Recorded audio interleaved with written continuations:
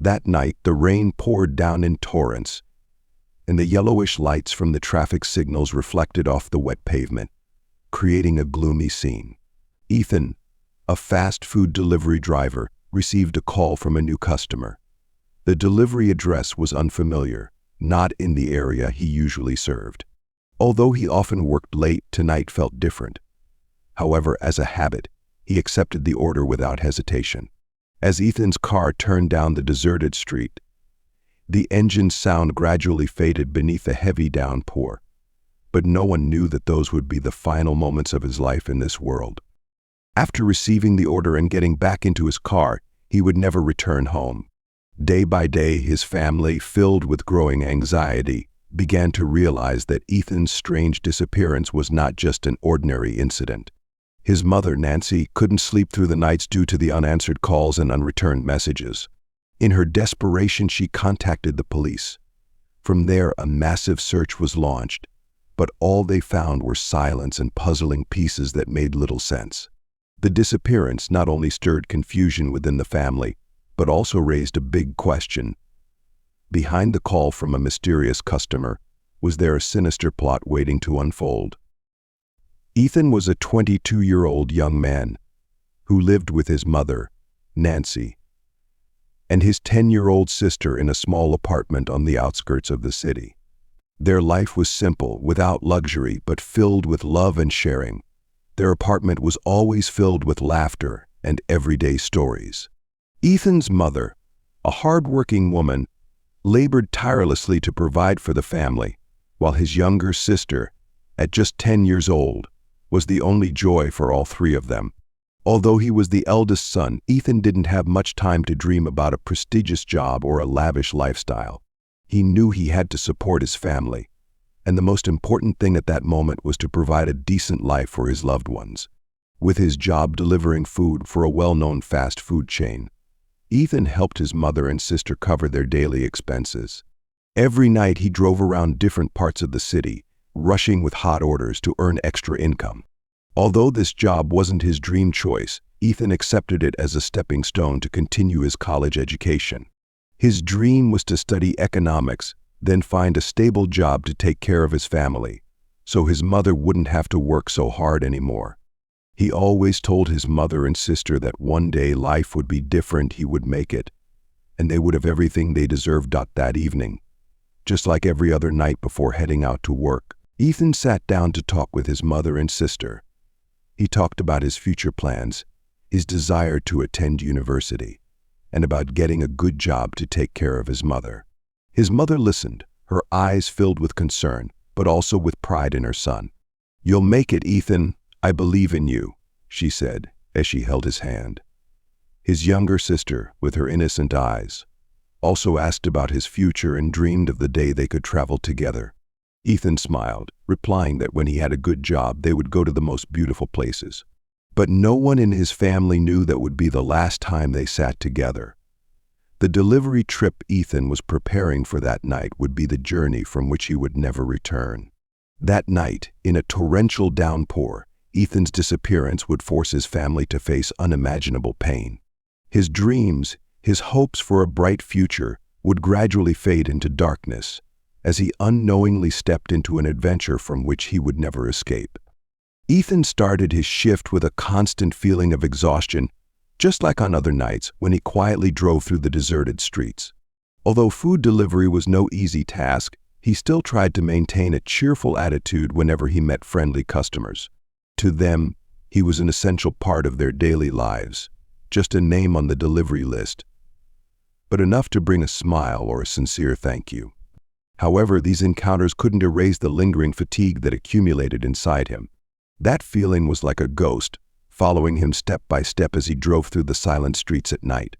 Even though the job could be considered less than ideal, Ethan accepted it and continued, with no other choice. He needed the money to take care of his family, to give his mother peace of mind, and to ensure his younger sister would have a better future. The job was nameless, unappreciated, but it fed his family, and for that reason he couldn't quit. On late nights, when he was exhausted from the long shifts, Ethan began to feel the weariness in his body even more. The cold nights, the empty streets, the constant stream of orders, it was sometimes all he wished for was a little time to rest. Yet, each shift seemed to stretch longer, and driving through areas with no one around made the feeling of loneliness even more pronounced. Although sometimes he encountered friendly customers, some even offering a thank you or a tip, most of the time he had to deal with difficult ones, those who always found something to complain about even when the food was delivered on time and complete. The constant criticism about late deliveries, even though everything was done according to procedure, made him feel like he never did anything right, never enough. Despite how tough the job was, despite being so tired he didn't want to continue, Ethan couldn't stop. He thought about his family, about his mother and sister, the people he loved, and who had sacrificed everything for him. Even though he was exhausted, even though all he wanted was one night to rest, he kept working. He knew he had no other choice. This job was the only way for him to sustain his family's life, to keep them from worrying about money, to allow his mother to rest, and to give his sister a proper education. On such long nights, Ethan would tell himself that if he could just get through tonight, he would survive until tomorrow. But he didn't know that tonight, after accepting an order from an unfamiliar address, his life would change forever. Ethan looked at his phone, his tired eyes still feeling a slight sense of joy when he saw the notification about the last order of his shift. This order came from a suburban area, a place where not many people passed through. Few lived, and even fewer customers requested food delivery. However, the job had to continue, and he didn't want to skip any orders, even the last one. That was why he decided to accept the order, even though the address seemed a bit remote and unfamiliar. This suburban area wasn't somewhere Ethan usually delivered to. He had worked in many different parts of the city, but this area was not one he was familiar with. He recalled a few times in the past when he had delivered to addresses nearby, but he had never ventured deep into this neighborhood. Still, a part of him thought it would be just a short trip and there was nothing to worry about. After completing this delivery, he would quickly return home to rest after a long day of work. The relief of nearing the end of his shift made him feel a bit more eager. This night shift, though exhausting and stressful, was almost over. One last delivery, a small bonus for his efforts throughout the shift, and finally he'd be able to go back to his family after a long, tiring day. Nothing to worry about, he thought. Just one more order. Before leaving the restaurant, a few coworkers had warned him about the area. They didn't say much, but their concerned looks as they glanced toward the address he was heading to were hard to miss. However, Ethan didn't pay much attention. His job required flexibility and the ability to quickly complete orders. He just needed to get there, drop off the food, and come back. That was all he thought about at that moment. Those warnings couldn't change his decision, especially since he was so close to finishing his shift. Ethan started the car and drove toward the suburban area, where the streets became quieter and quieter. At this moment he felt tired but also a bit relieved since his workday was nearly over. He thought about his family, about his mother and little sister waiting for him at home. As soon as he finished this delivery, he would go back to them and temporarily forget the stress and exhaustion from his shift. But what Ethan didn't know was that this delivery wouldn't be like the others. It would be his last trip, a journey from which he would never return. While he thought about the relief of his shift ending, the reality ahead was hiding a danger that he couldn't have predicted. Ethan drove along the deserted road, the night engulfing everything, and the rain began to fall, making the surroundings become foggy and gloomy. As the car neared the house, a strange feeling started to creep into him. The house seemed as if it had been forgotten by time, with walls covered in mold and age, and no light shining through the windows, only darkness enveloped everything. The only sign of human presence here was Ethan's car. Though he had done this job many times before, Ethan still felt uneasy as he stopped the car. He could clearly sense the loneliness of this house, but work was work. He couldn't let those thoughts affect him. He just needed to drop off the food and leave, quickly finishing his late-night shift. As he stepped out of the car, the sound of falling rain and the light wind created a quiet space, adding to the stillness of the place. The streetlights in the distance only cast weak beams of light, not enough to dispel the darkness that shrouded the house. Ethan walked toward the door, his heart filled with unease. This feeling had never happened to him before during any of his previous deliveries, but he tried to brush it off. When the doorbell rang, Ethan waited for a moment before the door slowly creaked open. The man standing before him didn't smile, only staring at him with cold, emotionless eyes. The weak light from inside the house was just enough to see his silhouette, but not enough to reveal the details of his face. Ethan felt something was wrong, but he tried to push that feeling aside and stepped inside the house. The moment he stepped inside, the air felt suffocating, making it hard to breathe. The musty smell and the stench of rotting wood filled the space, making him want to leave quickly. The light in the house was dim, with only a few faint bulbs, creating a cold and solitary atmosphere. The furniture in the room was old, most covered in a thick layer of dust. Everything seemed unchanged for years, as if time had stopped there. The unease inside Ethan grew more distinct. He took a few more steps, his eyes gradually adjusting to the darkness, but the air remained thick and heavy. The door behind him slowly closed, and a feeling of weight, like something pressing down on his shoulders, kept him from shaking it off. This strange feeling, though fleeting, was enough to make his heart race. But Ethan tried to remain calm, determined to act like the professional delivery man he was, with only one goal in mind: deliver the order and go home. Even though he couldn't explain why he felt so anxious, he kept moving forward. Yet with each step in this silent house, it felt like he was stepping into a different space, one where nothing was certain. Ethan stepped into the dimly lit house with a vague sense of unease rising in his chest. Lucas invited him in and quickly locked the door behind him. The faint light from the old, worn lamps illuminated the man's face, highlighting the wrinkles and strange look in his eyes. Lucas smiled, his eyes shining as if wanting to understand everything. "Thank you. I'll pay you right away," Lucas said, his tone seeming normal but with an undeniable undercurrent of something different. Ethan, although feeling that something was off, still dismissed it as a temporary misunderstanding. However, the longer he stayed in the house, the stronger his unease became. Lucas began asking odd questions, as if trying to dig deeper into Ethan's personal life. "Do you live alone?" The first question seemed harmless enough, but then came the next one. "Do you enjoy this job?"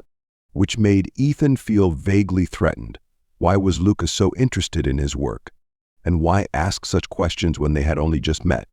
The atmosphere in the room became more oppressive than ever. The stench of mildew and the stillness of the space only heightened Ethan's growing tension. He tried to stay calm, but an unexplainable feeling began to creep into his mind.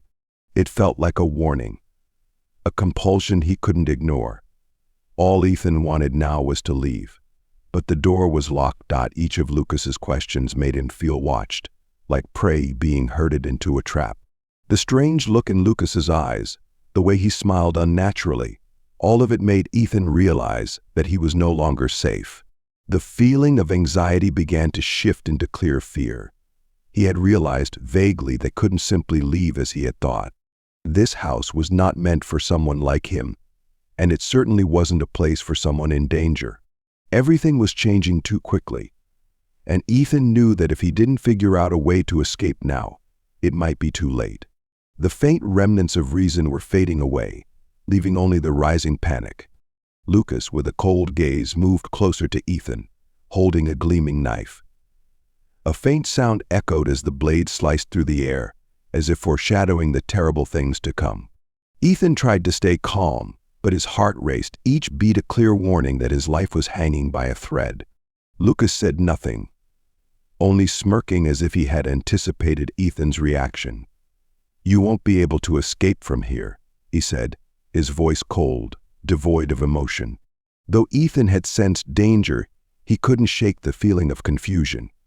He let go of the food delivery bag, trying to back away, but Lucas was too quick. He closed the distance, grabbing Ethan firmly, and with a swift movement, the cold blade stopped just short of Ethan's throat. A small cut appeared, blood oozing out, though it wasn't enough to cause immediate pain. More than anything, it was the feeling of hopelessness as his resistance became meaningless. Ethan could clearly sense that, despite struggling and flailing, Lucas always had the upper hand. Not only was Lucas stronger, but he also seemed very familiar with these actions, as if this wasn't the first time he had committed such horrors. With no strength left to fight back, Ethan realized that he was in a situation too dangerous to escape from. As Lucas overpowered him, Ethan felt an overwhelming fear. He wasn't just being threatened. Lucas had started acting, his brutal behavior violating Ethan's body.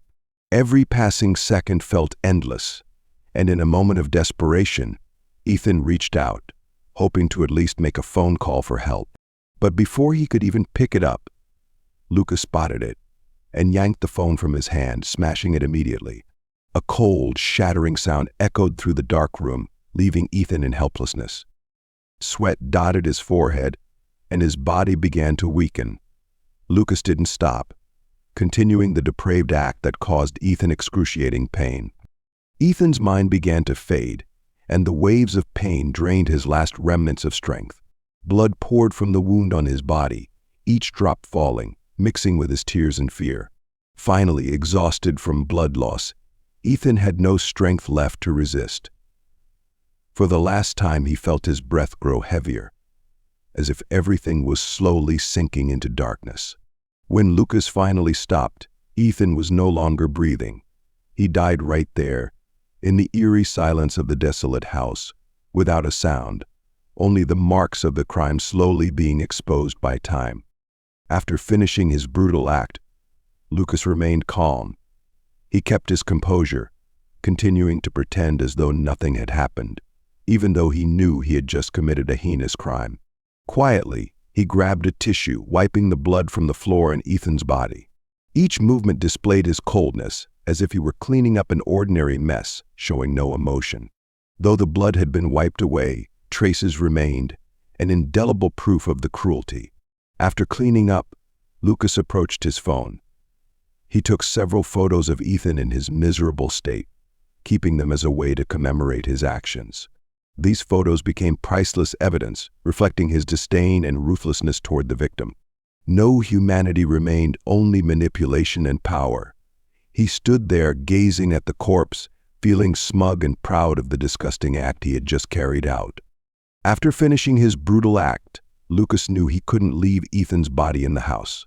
He feared the police might find some trace, and no matter how thoroughly he cleaned, the evidence could still be discovered. He decided to move the body to eliminate any risk. Lucas carried Ethan's body out of the house, carefully covering it with a thick tarp or an old blanket to hide it from anyone who might spot it from afar.